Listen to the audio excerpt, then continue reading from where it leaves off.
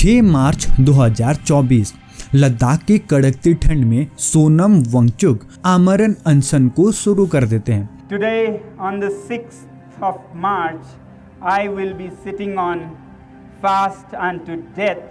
इतनी कड़कती ठंड में खुले आसमान के नीचे भूखे पेट सोना इतना आसान तो होने वाला नहीं था।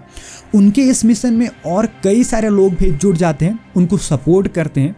हजारों की संख्या में वहां पे लोग प्रोटेस्ट करना शुरू कर देते हैं।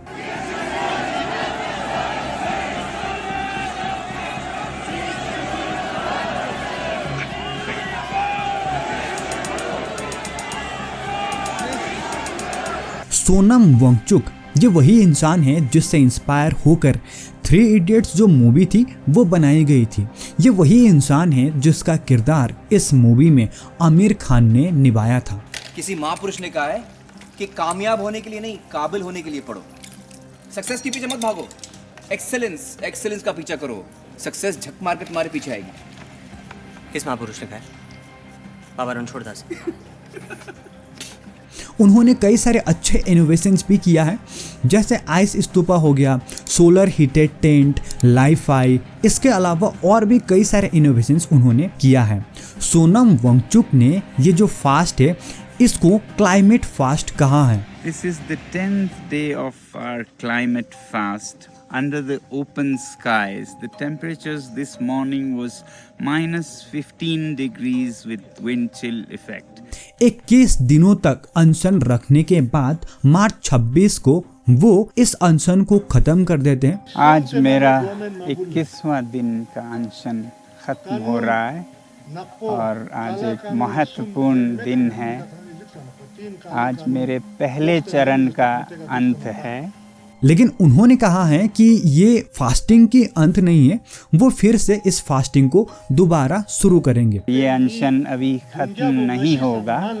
लेकिन अब सवाल ये आता है कि आखिर उनको ये फास्टिंग क्यों करना पड़ा, रात के वक्त खुले आसमान के नीचे क्यों सोना पड़ा, जहाँ पे टेम्परेचर माइनस में जाना भी एक आम बात होती है। जब हम ये कह रहे थे कि हम बॉर्डर की तरफ मार्च करेंगे तो कई लोगों ने हमें भी आप देशद्रोही हैं ऐसा कहा।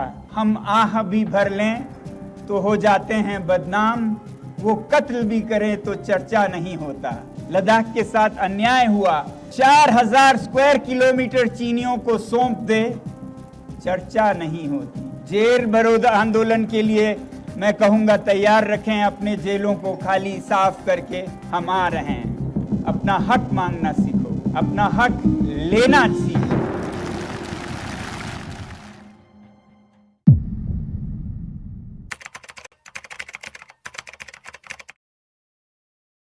अक्टूबर 2019 के बाद जम्मू कश्मीर और लद्दाख को डिवाइड करके 2 अलग अलग यूनियन टेरिटोरीज बना दिया जाता है। अब जम्मू कश्मीर के पास अपने एमपीज और एमएलएस हैं जो वहां के प्रॉब्लम्स को लेकर बात करते हैं, लेकिन लद्दाख के पास कोई भी एमएलए नहीं है और सिर्फ एक एमपी है, और यही है इस मुद्दे का मेन जड़, क्योंकि अब लद्दाख से अपने प्रॉब्लम्स के बारे में बात करने वाला कोई नहीं है। फिलहाल तो लद्दाख को एडमिनिस्ट्रेट किया जाता है ब्यूरोक्रेसी के द्वारा, जो सेंट्रल गवर्नमेंट के बिहाफ पे काम करती है। अब लद्दाख में प्रॉब्लम तब शुरू होने लग जाती है जब वहाँ पे बहुत सारे प्रोजेक्ट्स होने लग जाते हैं, पेड़ों को काटा जाने लगता है, अलग अलग चीजों के लिए वहाँ पे माइनिंग करी जाने लगती है, जिसके कारण वहाँ की जो बायोडाइवर्सिटी है उसको नुकसान पहुंचने लगता है।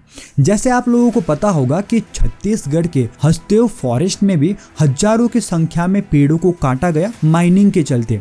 तो इसके चलते वहां के लोगों ने बहुत बार प्रोटेस्ट भी किया।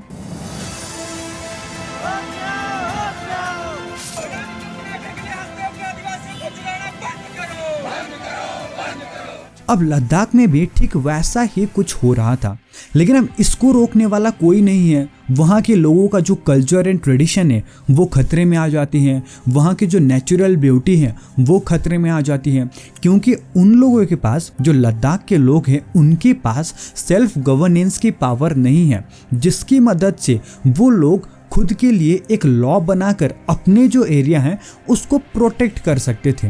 इसीलिए वहाँ के लोग अब 6 शेड्यूल की डिमांड करने लगते हैं। तो 6 शेड्यूल मिलने से क्या होगा कि वहाँ के जो लोग हैं वो लोग खुद एक ऑटोनॉमी बॉडी को एस्टैब्लिश कर पाएंगे और इसकी मदद से वो लोग अलग अलग लॉ को बनाकर अपने जो एरिया है उसको प्रोटेक्ट कर पाएंगे। तो अब ऑटोनॉमी बॉडी क्या है? ये एक इंडिपेंडेंट बॉडी है जिसको कंट्रोल किया जा सकेगा लद्दाख के ही लोगों के द्वारा, और इसकी मदद से वो लोग लॉ बना सकते हैं और अलग अलग चीज़ों को प्रोटेक्ट कर सकते हैं, जैसे लैंड को प्रोटेक्ट करने के लिए, फॉरेस्ट को प्रोटेक्ट करने के लिए, अपने कल्चर एंड ट्रेडिशन को प्रोटेक्ट करने के लिए, और इसके अलावा और भी बहुत सारी चीज़ों को प्रोटेक्ट किया जा सकता है। लेकिन अब सेंट्रल गवर्नमेंट जो है उन्हें 6 शेड्यूल क्यों नहीं देना चाहती है, जबकि बीजेपी गवर्नमेंट ने 2019 के इलेक्शन से पहले खुद मैनिफेस्टो में लद्दाख को 6 शेड्यूल देने की बात करी थी। तो इसका एक रीजन ये हो सकता है कि अगर लद्दाख को 6 शेड्यूल दिया गया तो फिलहाल तो ब्यूरोक्रेट्स के द्वारा वहाँ पे एडमिनिस्ट्रेट किया जा रहा है